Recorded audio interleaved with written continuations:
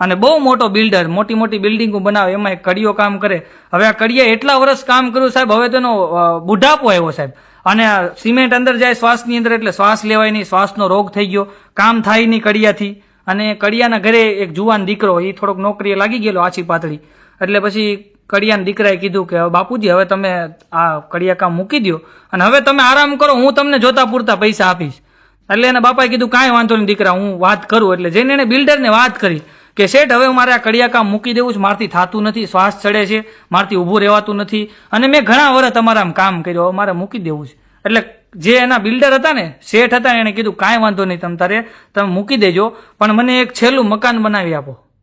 એટલે આ કડિયાનું મન હતું નહીં, તોય હવે ના પાડી શકે એમ નહોતો, કારણ કે હિસાબ હલવાણેલો હતો બધો બિલ્ડર પાસે. એટલે કે કાંઈ વાંધો નહીં, બતાવો.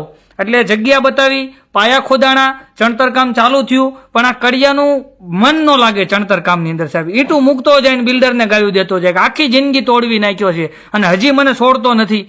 કેટલોક મારી પાસે કામ કરાવવું છે ને આમ ને તેમને, એ ગાયું દેતો જાય ને ઈંટું મૂકતો જાય, વાકા ચૂકું કામ કર્યું બધું, કોઈ લેવલમાં કામ નહીં, કાંઈ સિમેન્ટ પૂરી વાપરી નહીં, રેતી પૂરી વાપરી નહીં, અને જેવું તેવું ધાબુ ભરી અને 1.5 મહિના મકાન કમ્પ્લીટ કરીને તાળું મારી અને ચાવી લઈને બિલ્ડરને જઈને ઘા કરી, ચાવી કાઢ્યો, શેઠ મકાન તૈયાર થઈ ગયું, લાવો મારો હિસાબ. શેઠે કીધું કાંઈ વાંધો નહીં, બેસો.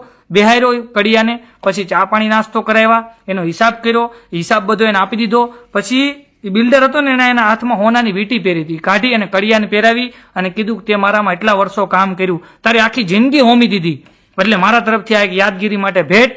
અને હાલ તો થયો ને સાહેબ. અને ત્યારે કડિયાને બોલાવીને બિલ્ડરે કીધું કે આ મકાનની ચાવી લેતો જા, આ તારા માટે બનાવવા કીધું તું, મારા માટે નહીં, આ તને ભેટ આપું છું સાહેબ. અને ત્યારે કડિયો રોય પડ્યો, ગોહો આ મેં શું કર્યું, આખી જિંદગી મેં બીજા માટે મકાન બનાવ્યા, ત્યારે દિલ દઈને મકાન બનાવ્યા, અંદર એક એક વસ્તુનું મેં ધ્યાન રાખ્યું, અને જ્યારે છેલ્લે મારા માટે મારે મકાન બનાવવાનો વારો આવ્યો, ત્યારે મેં સિમેન્ટ ઓછી વાપરી, ગાળું બોલી બોલી ઈંટું મૂકી, આવું મેં શું કામ કર્યું સાહેબ. ઈ ત્યાં રોય પડ્યો સાહેબ. મોરલ ઓફ ધ સ્ટોરી ઈ છે સાહેબ કે અત્યારે આપણે કોઈ પણ માણસની નિંદા કરીએ ને સાહેબ, તો આપણે કોકનું ઘર સારું કરીએ છીએ ને આપણું ખુદનું ઘર બગાડીએ સાહેબ.